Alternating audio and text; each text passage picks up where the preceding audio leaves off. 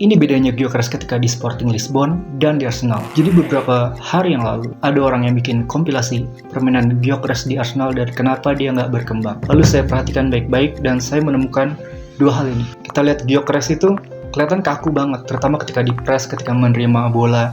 Lalu di video tersebut menunjukkan kalau Gyökeres seperti bermain pincang. Dia cuma menggunakan kaki kanannya dan kaki kirinya itu seperti mati. Bahkan Gyökeres ketika mau ngoper ke kanan ataupun ketika dijepit dia harus ngoper ke kanan, dia nggak pakai kaki kiri tapi pakai kaki luar dari kaki kanannya. Jadi maksa banget. Kita tahu kan kalau kita terus-terusan maksain pakai kaki kanan kan ada waktunya kaki itu harus melangkah. Jadi ada jeda melangkah harus pakai kaki kanan, itu yang bikin Gyökeres lambat. Lalu saya berpikir apakah Gyökeres dari dulu itu kayak gitu. Lalu akhirnya saya cek video-video sebelumnya ketika Gyökeres di Sporting Lisbon. Ternyata beda banget. Di Sporting Lisbon Gyökeres kaki kirinya aktif, bahkan tembakan ke gawangnya itu akurat dan powerful dengan kaki kirinya.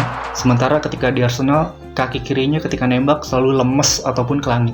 Berarti ada penurunan di penggunaan kaki kiri Gyökeres. Mungkin dia latihan kaki kirinya nggak seintensif ketika di Sporting Lisbon.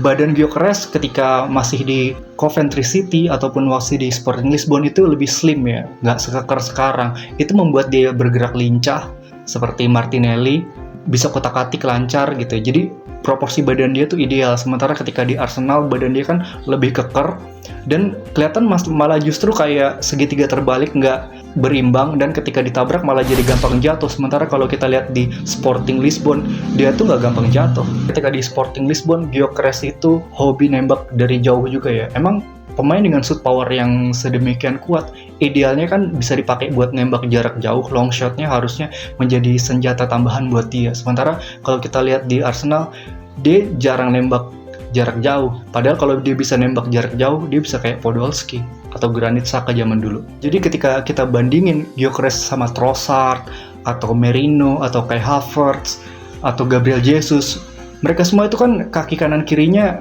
lancar ya. Jadi manuver-manuver di lapangannya pun lebih gesit.